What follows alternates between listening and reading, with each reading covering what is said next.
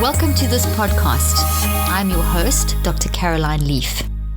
Today we're going to talk about some tips, 12 tips to be precise, just an overview of the 12 tips that are in my book, Think and Eat Yourself Smart, and also in my online program, 63 Days to Think and Eat Yourself Smart.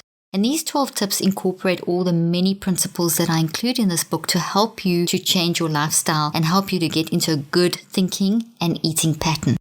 Remember, it's think and eat yourself smart. Your mind is absolutely involved in this whole process of eating healthy.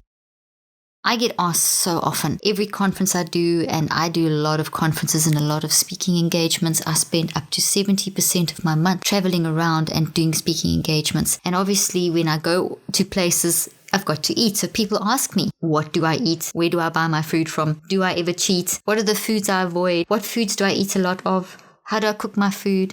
And it seems to, never a day goes by that I do not have someone asking me something about food, whether it's in social media or at conferences. My answer is really simple. It's not so much about eating or avoiding specific foods for your mental and physical health. It's all about thinking right and eating real food. It's a completely renewed lifestyle, and it really does start in your head. So let's look at these 12 tips now. We'll just do a quick brief walkthrough, and you can get into depth with these if you read it's in chapter 20 of my book, Think and Eat Yourself Smart. So tip number 1 is develop a real food mindset. So the very first tip is related to mind. Remember, it's think and eat yourself smart. You can't digest food properly without your mind. Your mind is 80% of food choices and 80% of eating. That's a lot. So the majority of food consumption and digestion is in your mind. So tip number 1 is develop a real food mindset. So what that means is that you need to remember what real food is. So get your head around the definition of what real food is, and make sure that when you make your food choices, you're actually buying real food. So for example, it's largely whole and unprocessed. Do most of the processing in the kitchen. It's free of synthetic chemicals, both when grown and when prepared. We're talking about predominantly local, fresh, and varies according to season, so seasonal. Grown preferably in an ecologically diverse environment, which then helps to maintain the ecosystem. Wild and sustainable as possible. Processed in a way that treats both the people and the animals involved humanely. That it contains just one or two or a few recognizable ingredients. So if something's got multiple ingredients and you can't even understand the first one, be careful, because those aren't real ingredients.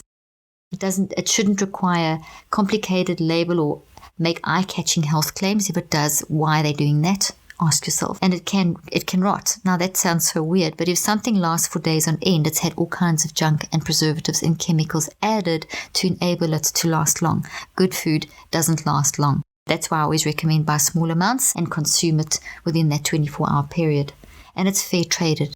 Food production takes a lot of work, and we should definitely respect the individuals who grow our food, and as much as we would like them to respect us as the customers. That's tip number 1. So developing a real food mindset. You can hear so far that this is mind focused. Tip 2, you are and you become what you think. So here's like a little tip on how to get yourself in the right mindset when you are thinking about eating, when you're making a food choice, and whilst eating and after eating, when your food's still digesting. Always focus on the first and loudest unprocessed signal. In other words, the first tip is re-examine rather than react. Try to develop an examining kind of mindset versus a reactive mindset. So the first emotion that comes into your mind, or the first feeling that comes into your mind as you're about to eat or choose your food, examine that. Because this signal may be throwing you into a state of toxic flux, and that will affect your diet and your digestion, all these things I've been saying. So I'm trying to tell you here, examine what's going on in your mind at that moment. Take your thoughts into captivity. Don't let your thoughts run rampant while you're choosing food, while you're eating food, and while you are thinking about your food. Take the time to process sensory information. So deep critical thinking is very important. And when you become aware of what you are sensing around you, it's going to make you much more mindful. These 3 tips so far, re-examine rather than react, taking thoughts into captivity, taking the time to process sensory information. These are very good mind techniques that teach you to be mindful. And there's a lot of research, an extensive amount of research showing that mindfulness will actually enable you to maintain a healthy weight, make good lifestyle choices, and eat the right food, and let your body digest the food. So it's really worth getting into this. As I said, this is in chapter 20 of my book, Think and Eat Yourself Smart. Tip number 3, my brain didn't make me do it.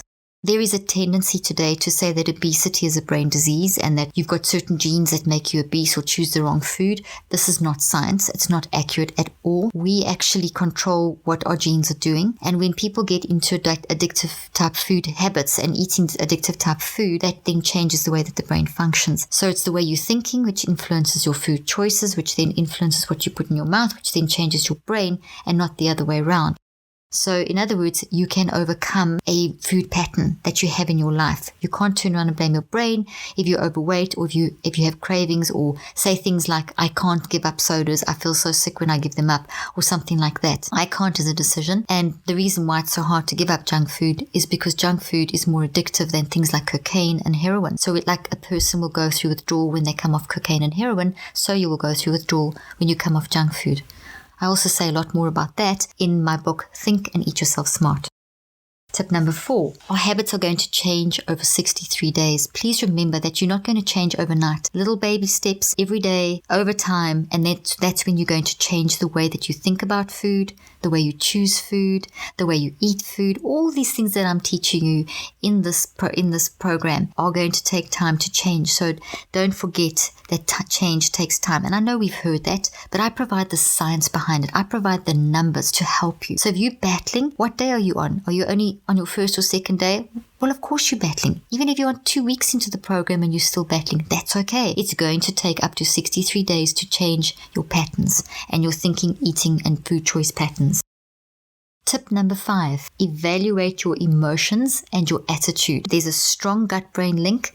We need to be very, very, very aware of our emotions, because the way that our gut works is going to be totally affected by our emotions at any one moment, to the point where, for example, your pancreas will not work like it should. Any part of your digestive system won't work like it should if you're in a toxic emotional state. So we really need to do an attitude and emotional check before we eat. You may be thinking, why am I not getting to the point of like what to cook and what to eat? Well, all of that is very important, but unless your mind is right, that's not going to help. Research shows that you can be on the best clean eating diet and do the greatest exercise, but if your mind's not right, you won't maintain it. Your body will still not function properly. Your digestive system will still not function properly. You have to evaluate your emotions and attitude. You have to work on your thought life in these tips, like I've been spelling them out. So there are 12 tips that I have in my book, and the first 5 all deal with mind stuff. So this is how important it is. Okay, tip number 6, there is no one diet. So this is so important because it's so confusing when you get told, eat paleo, eat vegan, go vegetarian, do the blood diet, do the genetic typing diet. Every day, every week there's a new diet, and you kind of think, what should I do? And every single one of these diets tends to claim that they have the answer, that and if you do this, your life will turn around, and this is the only way of eating. Always be wary of that. It may work for you. The blood type diet, for example, may work brilliantly for you and turn your life around, but it may not work for someone else. We are so unique, and that's why we need to find our best unique way of eating that suits us. But you remember, whatever way you do it, if it's paleo, if it's vegan, if it's vegetarian, whatever you choose to do, make sure that the food that you're consuming within those diet parameters is real food. Real food, as I've defined that throughout this program. So these are the first 6 tips I've discussed in this podcast, and in the next podcast I'll be talking about tips 7 through 12. Thank you for joining me today. I'm Dr. Caroline Leaf.